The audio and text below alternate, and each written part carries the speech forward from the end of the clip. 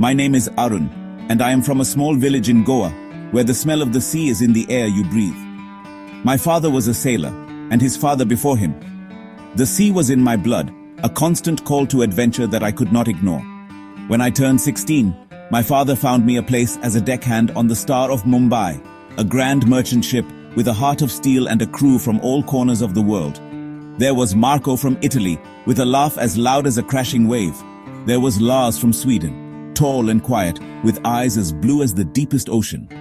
And there was Captain Eva from Greece, a woman whose calm voice could command the wind itself. We were a family, not of blood, but of the sea. Our journey began under the warm sun of the Mediterranean. The water was a brilliant shimmering turquoise, like a blanket of jewels stretching out forever. Dolphins would often race alongside our ship, their sleek bodies leaping from the water in a graceful dance. I spent my days learning the ropes, quite literally.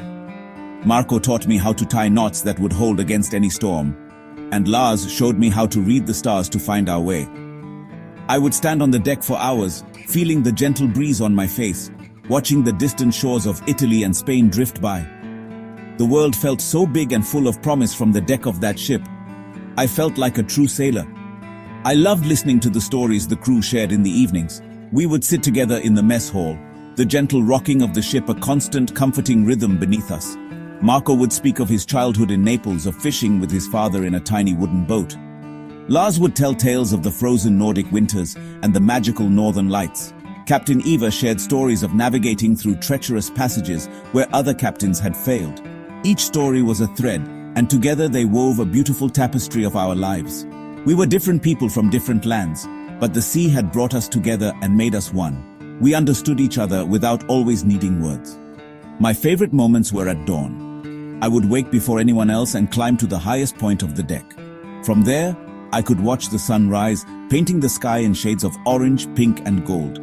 The sea would still be sleepy and calm, whispering secrets to the new day. In those quiet moments, I felt a deep connection to the world, to the ship, to the men and women who were my family now.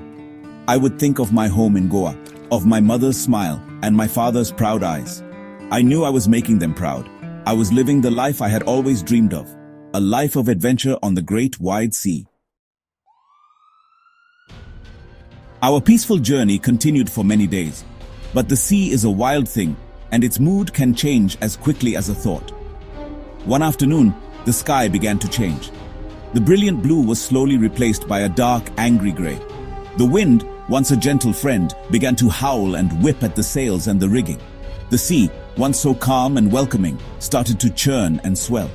The waves grew larger and larger, crashing against the side of our ship with a mighty roar. They were like grey mountains moving towards us, determined to swallow us whole. The Star of Mumbai began to rock violently, and I had to hold on tight to the railing to keep my balance. The adventure had turned into a challenge.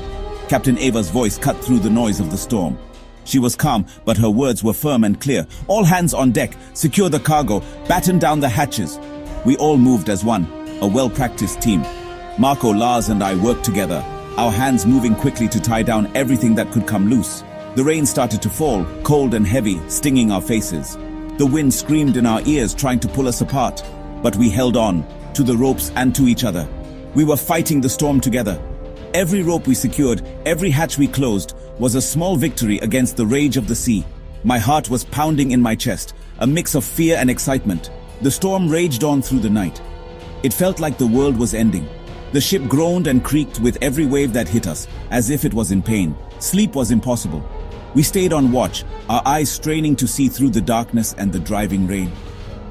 I saw the worry on the faces of the older sailors, men who had seen many storms before. If they were worried, I knew this was serious. Yet, no one panicked. We shared hot coffee and words of encouragement. Lars put a steady hand on my shoulder. "We will see the sun again, Arun," he said, his voice a calm anchor in the chaos. His words gave me strength. As the first light of dawn broke through the grey clouds, the storm began to lose its power. The wind softened to a whisper, and the waves became smaller, gentler. We had survived the night. We were all exhausted, soaked to the bone, but we were safe. A sense of relief washed over me, so powerful it almost brought me to my knees. We had faced the fury of the sea, and we had endured. But as the ship steadied and the engines hummed, a new problem arose. During the long fight with the storm, the ship had used much more fuel than planned. The needle on the fuel gauge was dangerously low, hovering near empty. Our battle was not over yet. The engine sputtered. Then it coughed. Then, with a final sad sigh, it fell silent. The silence was more frightening than the storm had been. We were adrift, a tiny speck of steel floating aimlessly in the vast expanse of the Mediterranean Sea. The Star of Mumbai was no longer a mighty vessel. It was just a helpless metal shell. Captain Eva gathered us on the bridge. Her face was serious, but her eyes were full of determination. "We are out of fuel," she announced, her voice steady. "But we are not out of hope. We are not alone on this sea." A shiver of fear ran down my spine, but seeing her courage helped me stand tall. We were a crew, and we would face this together. Our only hope was the radio. The radio operator, a man named Kenji from Japan, immediately went to work. He sent out a distress call, a call for help that traveled over the invisible waves of the air. "Mayday, Mayday, Mayday. This is merchant vessel Star of Mumbai. We are adrift. Position is..."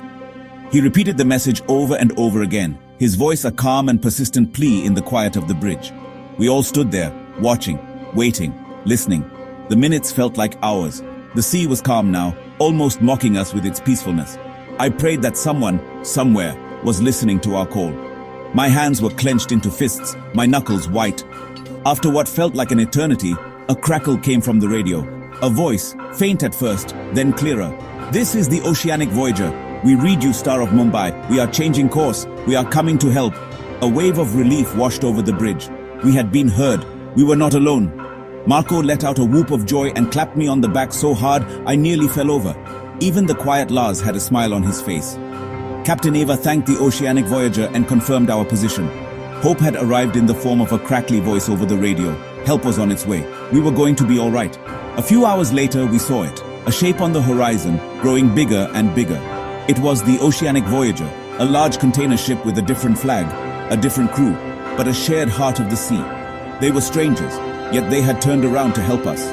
They did not have to, but they did. That is the unwritten law of the sea. You help those in trouble.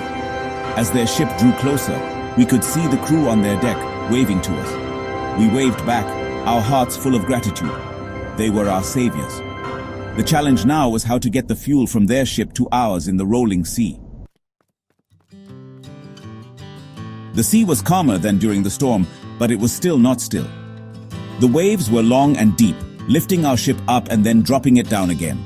The Oceanic Voyager came as close as it dared, but the two ships could not touch. Their captain radioed a plan. They would tie a heavy barrel of fuel to a strong rope and throw it across the water to us. It sounded simple, but I could see the difficulty. The distance was not far, but the moving ships made it a huge challenge. On our deck, Marco, Lars, and two other sailors stood ready with long poles, their faces set with concentration. My job was to help manage the rope if they caught it. The crew on the other ship swung the rope, once, twice, 3 times. Then they let it go. The barrel flew through the air, a dark shape against the gray sky. It splashed into the water between the two ships, and the rope followed. "Now!" shouted Marco. He and Lars leaned far over the side, their poles reaching for the floating barrel. They almost had it, but a big wave pushed our ship away. The barrel bobbed just out of their reach. They tried again, their muscles straining. We all held our breath. I could feel the tension in the air, thick and heavy. The sea was playing a cruel game with us. They tried again and again. Each time a wave would push the barrel away at the last second. The crew of the Oceanic Voyager shouted encouragement across the water. We were all working together. 2 crews of strangers, united in this one single purpose. But the sea was too strong. On one powerful swell, the barrel was pulled away with surprising force. It drifted further and further from our ship, a dark spot on the waves, until it was gone. The rope trailed behind it, empty. We had failed. A heavy silence fell over our deck. All that effort, all that hope, had been for nothing.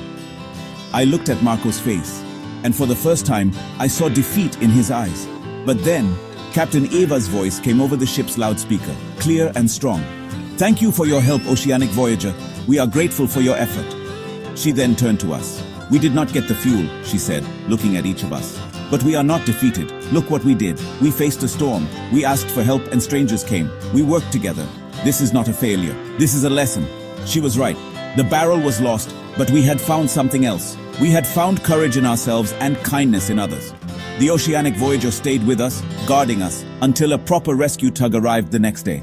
We learned that hope is not about getting what you want. It's about not giving up and knowing you are never truly alone.